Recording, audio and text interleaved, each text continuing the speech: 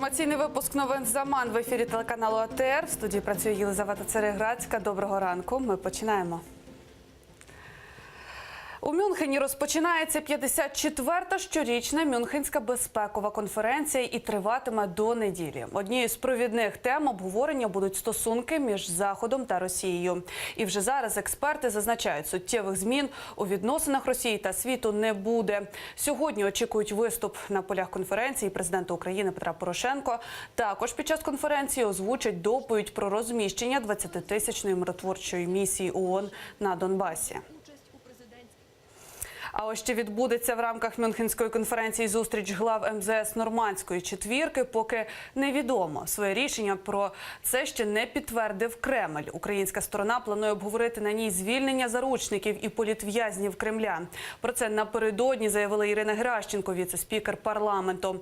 Для успішного вирішення цього питання передусім важливо не припиняти тиск на Росію, оскільки ключі від всіх в'язниць, як то в Росії, чи окупованих Донбасі, чи Криму, лише в руках Путіна, заявила Геращенко.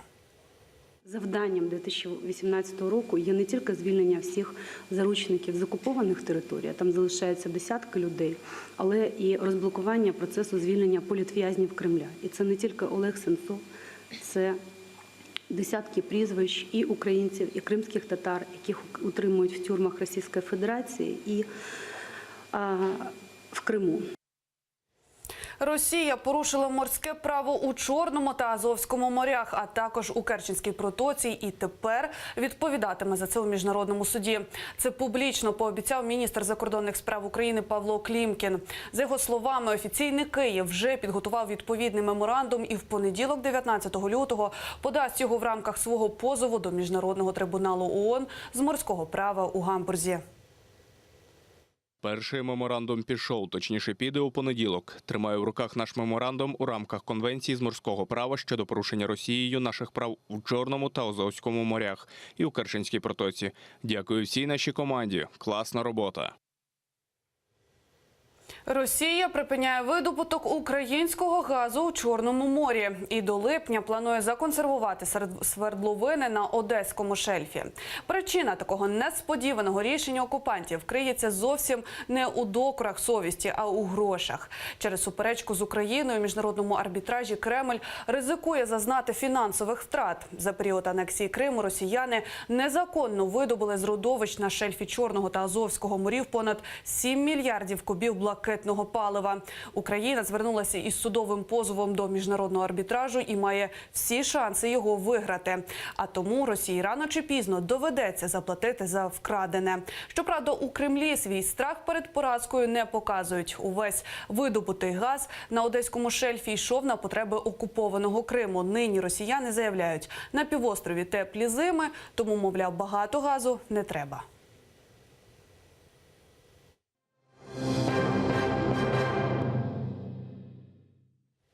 Вирок так званому українському диверсанту оголосять сьогодні у Криму. Для Андрія Захтєя окупаційний прокурор просить 7 років колонії суворого режиму. Засідання проходять у закритому режимі і в особливому порядку. Захтєя затримали у серпні 2016-го і вже рік тому завершили слідство.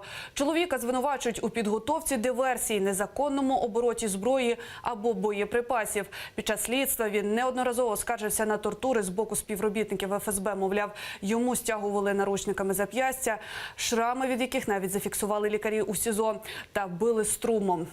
Усе заради свідчень. Зрештою, необхідні зізнання Андрій Захтєй підписав. Роз'яснень не надав. Підконтрольний Кремлю залізничний райсуд Криму не відповів журналістові Миколі Семені, що саме означає винесена йому заборона займатися публічною діяльністю. Про це повідомляє Крим Реалії. Журналіста Миколу Семену засудили на окупованому півострові за сепаратизм. Начебто його публікації містили заклики до порушення територіальної цілісності Росії. Журналіста засудили до 2,5 років умовно і забороною займатися публічною діяльністю на 2 роки. Нині ж, коли адвокати попросили розтлумачити, що саме включає ця заборона, судді відповідати відмовились. Ніде в російському законодавстві немає чіткого поняття, що воно в себе включає. Зараз з розвитком соціальних мереж і інформатизації суспільства можна що завгодно вважати публічною діяльністю. Я якраз ставив питання про соціальні мережі. Суд ухилився від відповіді на питання і сказав, що нам нічого пояснювати не хочуть. 2 відра монет. Учасник одиночних пікетів Рифат Мамбетов сплатив присуджений йому окупаційною Фемідою адміністративний штраф у 10 тисяч рублів. Гроші до банку окупантів він приніс у пластикових відерцях, адже штраф сплачував монетами номіналом у 10 рублів. Кошти на погашення штрафів кримчанам, які торік, 14 жовтня, не побоялися виступити проти репресій російських силовиків, збирали ледь не всім світом. Для цього організували доброчинну акцію «Кримський марафон». Тепер всі зібрані гроші спеціально розмінюють дрібними грошима. Це така собі форма протесту кримчан проти незаконних стягнень. Хочу поблагодарить людей, которые оказали поддержку и собрали эти деньги, эти средства. Вот эта поддержка, которая была собрана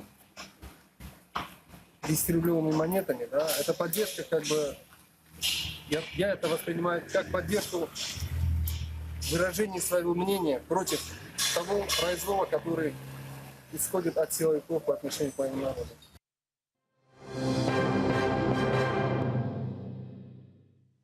Зняти Путіна з виборів через суд вимагає Ксенія Собчак, кандидат на посаду президента Російської Федерації.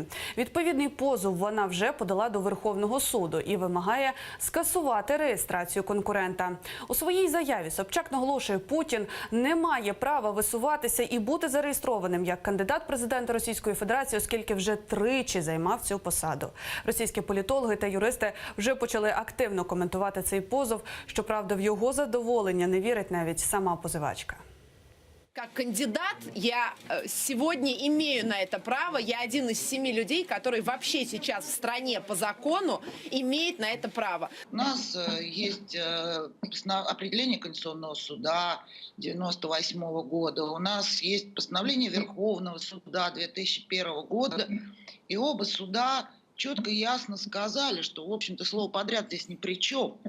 Что 2 срока, и введен даже новый термин «конституционный предел». Вот этот конституционный предел, 2 срока, он гарантия политического развития России. Сколько можно делать вид, что мы обмануты и удовлетворены этим обманом? Суд, конечно, Ксения проиграет, но главное, что хоть кто-то обратил на это внимание. Я, как бывший депутат комитета по конституционному законодательству, я очень рад, что на это внимание обратили, что мы это обсуждаем, потому что действительно власть должна ограничиваться, президентская, 2 сроками по 4 года, а вообще лучше идти в сторону парламентской республики.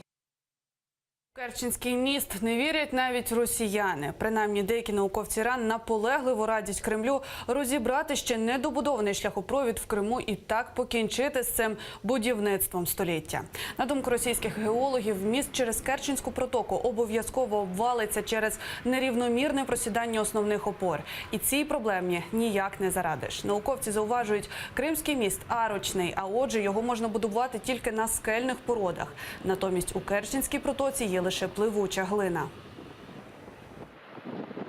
Одне будують, а інше руйнують. Окупанти в Криму, споруджуючи трасу Таврида, нищать десятки доріг півострова. Навантажені самоскиди не просто псують асфальт, а грузнуть у ньому, утворюючи гігантські вирви. Кримчани проти траси Таврида вже протестують. Тим паче, окупанти будують її для перегону військової техніки.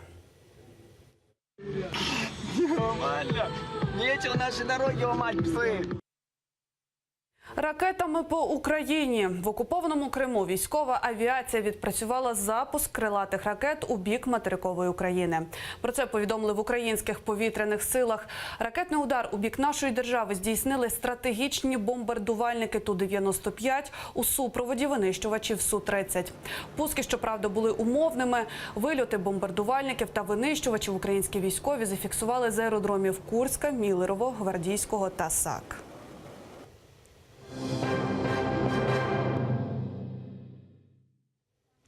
Нокаутував цеглиною. У Китаї грабіжник каменюкою, якою хотів вибити скло у вітрині магазину, ледь не вбив свого напарника. Інцидент стався у Шанхаї. Щоби обікрасти крамницю, двоє чоловіків вночі вирішили розбити вітрину. Утім, момент для кидка один з крадіїв обрав невдалий. Замість вітрини поцілив цеглою в голову своєму спільникові. Той одразу знепритомнів, пограбування зірвалося. З місця злочину нокаутованого грабіжника спільникові довелося виносити на руках. Наразі це все. Далі не пропустіть програму «Сабаз» з Олександрою Сенько та залишайтеся з АТR.